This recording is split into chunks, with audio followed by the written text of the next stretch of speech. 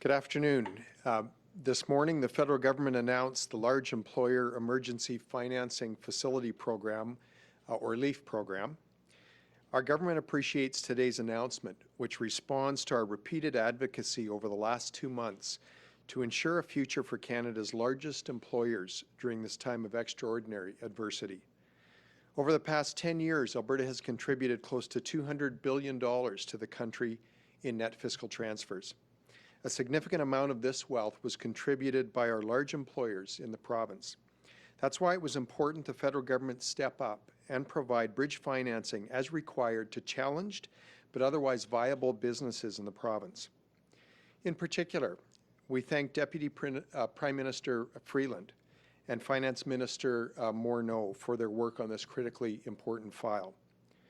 Today's news, in combination with earlier measures for small and medium-sized companies, represents an expression of confidence in industries that have been gravely damaged due to the COVID pandemic and its related economic consequences. We will continue to work with our largest employers and the Government of Canada to ensure that these programs are accessible, timely, and efficient in these difficult times. Thank you, and I'm happy to take questions. So we'll do questions from the phone. We'll limit it to one question, one follow-up. Operator, can you please put through the first caller? Yes, first is Emma Graney with the Globe and Mail. Go ahead, Emma. Yeah, g'day, Minister. Just straight off the bat here, are we talking about oil and gas here? And specific to oil and gas, is this the package that the sector was waiting on? And does it reflect the conversations that you had with industry over the past couple of months? Yeah, thanks, Emma. That's a good question. Yes, this package would include the oil and gas or energy sector. It certainly is not specific to that sector, but it includes our airline industry and the energy industry. And at this point in time, there's a number of details that we're waiting for. But at this point in time, it would be consistent with the program that we've advocated for. And as I understand it, I mean, did you know that this was coming today, or did you have any indication that this was something that the feds were going to be releasing? And again, I'm specifically referring to oil and gas here. Well, we've certainly, listen, we've spent the last 2 months ensuring that our federal government understands the importance of the energy industry, not only to Alberta, but to the nation. And the fact that during these incredibly economically challenging times that there would likely be a requirement for bridge financing for our challenged, again, but otherwise viable companies, including those in the energy industry. And so, given our discussions, we knew the feds were working on a program, but again, we're pleased that they announced it this morning. Operator, can you put through the next caller, please? Next is Kevin Nimick with CTV. Go ahead, Kevin. Hi, Minister. I'm wondering, for a company like WestJet that has said that they need financial aid as soon as possible, do you think this goes far enough, and what is your government planning to do to help this company further? Well, that's a good question, Kevin. We've brought forward the bridge financing need for all of our, companies and businesses in the province. Again, businesses that have a viable future, but right now, due to these challenging times, are experiencing real difficulty. WestJet is, of course, included in that group. And, we're hopeful that this measure will be of significant assistance to companies such as WestJet. Again, there are a number of details to be worked out. We'll be listening to industry and working with the federal government to ensure that this bridge financing is, in fact, accessible, timely, because we know some of these businesses don't have a lot of runway. And in fact, that the rules are not particularly onerous, so that in fact companies can access this financing as required. During your discussions with the federal government and while advocating for Alberta businesses, were you asking for bridge financing like this, or were you asking for a cash influx, something without terms in the same way this is a loan? Well, when we've been in touch with our businesses across Alberta, both small, medium, and large, companies and businesses. And I would say this, our large cap companies, we're pretty clear right at the start. They really believe that what they would require potentially is bridge financing. In other words, not a bailout, but access to capital to bridge what's going to be an extremely challenging time, and a time when cash will be hard to find. So from that standpoint, that's what we've communicated to the federal government repeatedly. We've certainly worked hard to advocate on behalf of Alberta businesses. And again, we're pleased with this announcement. Again, we'll be paying attention to the details, but we're pleased with the announcement this morning. Operator, can you please put through the next caller? Next is Janet French with CBC Edmonton. Go ahead, Janet. Hi, Minister. Thanks for taking my question. I'm curious what you think of the environmental reporting requirements that are mandated to access some of this capital. Do you see that as particularly targeted towards Alberta oil and gas companies? Well, that's certainly a clause in the announcement that we're paying close attention to. The reality is our energy companies, specifically in Alberta and in Canada as a whole, have been very responsible from an environmental, social, governance standpoint. And many, certainly the large cap companies, already do significant reporting in this regard. And so, again, we have a good story to tell from an environmental standpoint in the Alberta energy industry.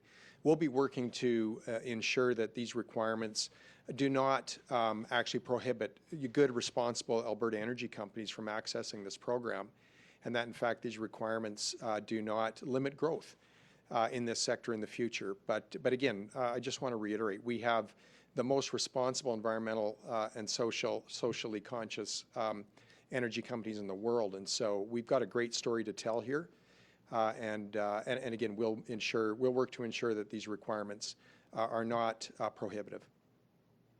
I'm also wondering if you could comment on how far you think this particular package goes to address oil and gas needs specifically. Well, the federal government has not announced a cap, both in terms of the overall cap on the program or caps for any individual businesses. We view that as appropriate and welcome, because we know that different businesses will have different capital requirements here over the upcoming months and perhaps even years.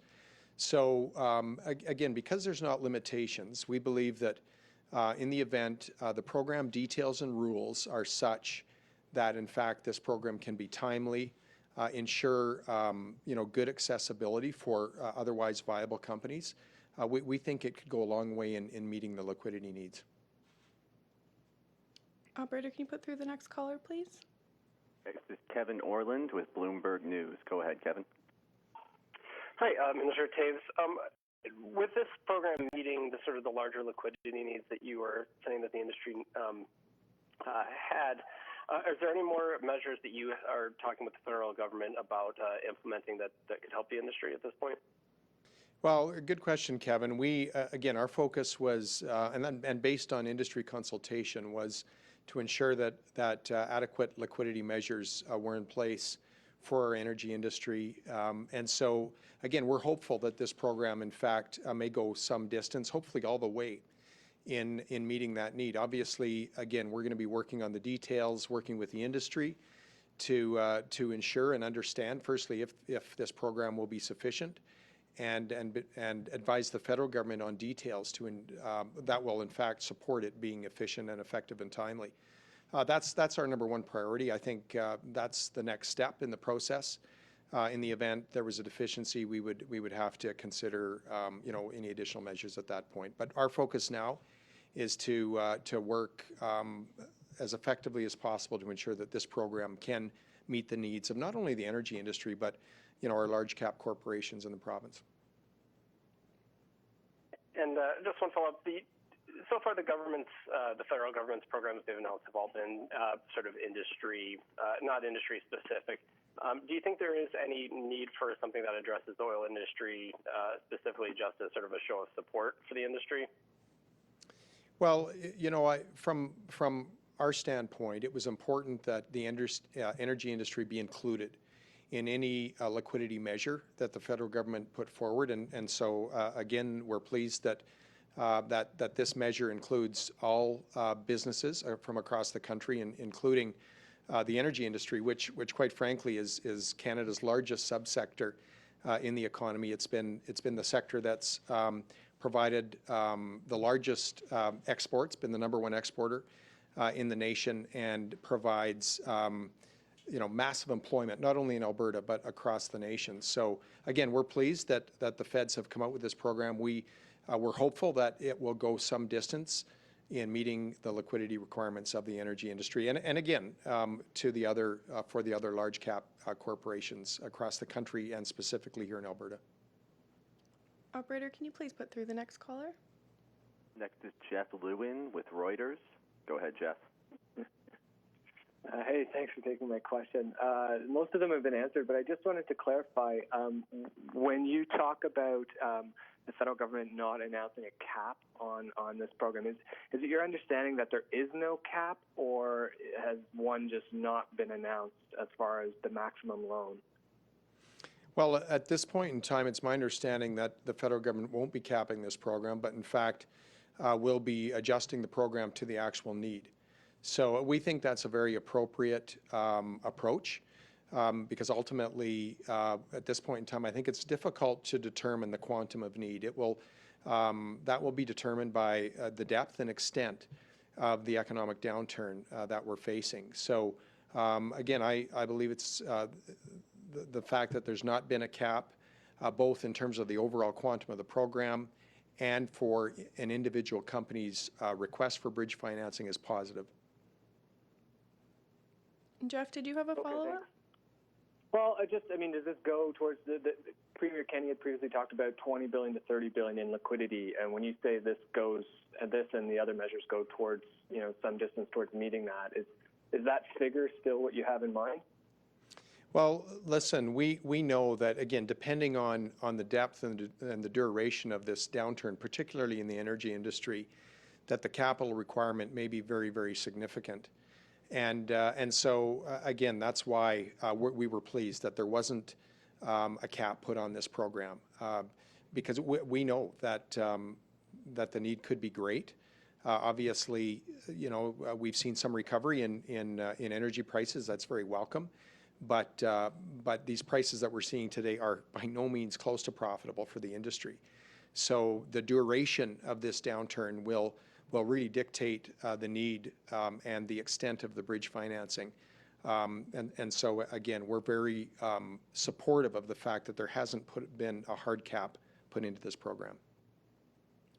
Operator, can you please put through the next caller? Next is Catherine Grukowski with Alberta Today. Go ahead, Catherine. Good afternoon, Minister. I'm wondering, you keep mentioning these details, and there's many strings attached with this money, the climate plan, limits on dividends, that sort of thing. Are you concerned that any of these strings will be a hindrance to accessing this liquidity?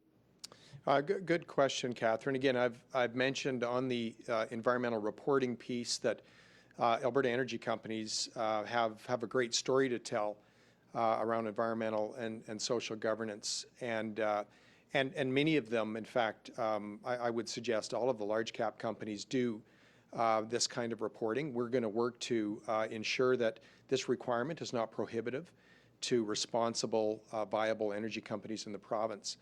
And so with respect to the qualifications or basically the restrictions on dividends, share buybacks, executive salaries, and remuneration, I think those are reasonable qualifications to put in to a government liquidity measure such as this. Catherine, did you have a follow-up? Yeah, if I could switch gears a bit for the interim financial update, I was wondering if you could share a little bit about what that format is going to look like. Will it be a mini budget, or what's it going to look like when you give an update for the fiscal picture? Sure. Well, thanks for that. We're planning right now to provide an economic statement in June, which will certainly include all of the measures that we've announced to date and perhaps measures that we have yet to announce. We will also be looking to provide a fiscal update later in the summer, and that fiscal update, of course, will include fresh revenue projections, and again, that will be later in the summer. And of course, you know, it won't be long then, and we'll be into the process of planning for budget 2021. Operator, can you please put through the next caller? Next is Lisa Johnson with Post Media. Go ahead, Lisa. Hi, thanks for taking my question. Actually, most of my questions were already answered, but I'm wondering if you can speak a little bit about the kind of parameters you'd like to see in terms of financial scrutiny and determining overall company viability. You spoke a bit about the fact that this would be only open to companies that would otherwise be viable. And if you could also speak a little bit about the summer financial update and whether or not that will go through the House or be open to debate. All right, sure. In terms of the you know, this energy liquidity measure and broad-based business measure, again, the individual criterion around executive salaries, remuneration, around dividend buybacks, and the restrictions around that, and around or share buybacks, pardon me, and dividends, I think are reasonable under the circumstances. With respect to viability, listen, it's in the public interest, or I should say, it's not in the public interest to be you know, providing support of any kind to businesses who ultimately aren't viable in the long term. And so we think it's appropriate that there be a viability test on companies accessing this credit. And we know that there are many companies that have a bright future and are viable in the long term, but that are greatly challenged right now in the short term. And that, again, this we haven't advocated for a bailout of these large companies. We've suggested, and the industries have largely suggested, they simply need access to capital in order to make it through this real downturn, so that they can be part of the recovery on the emergence. And so, again, that's what we've advocated for. We're pleased with this announcement. We'll be working with the federal government on the details to ensure that this capital is accessible and timely. With respect to the fiscal update, I probably don't have anything more to say on the details at this point in time. We will be providing that full update, which will include any adjustments that we're making as a result of the changes in our economic plan. Certainly a full you know, fresh revenue update based on current economic assumptions and realities. We'll be presenting that later in the summer. Thank you. Operator, can you please put through the next caller? Next is Graham Thompson with iPolitics. Go ahead, Graham. Hello, Minister. I'm just curious. You know, you're saying you're quite happy with this program, but Andrew Scheer today is saying this is not what was promised, and the leader of the Conservatives is saying that he is very disappointed. This is inadequate. Do you have any comment to make on that? Well, I would suggest this. We're pleased with this announcement, and we've advocated for this type of a measure for some time. There are many details to be worked out. We're going to, again, work with industry and ensure that we're advocating for the program details that will make this funding available and accessible.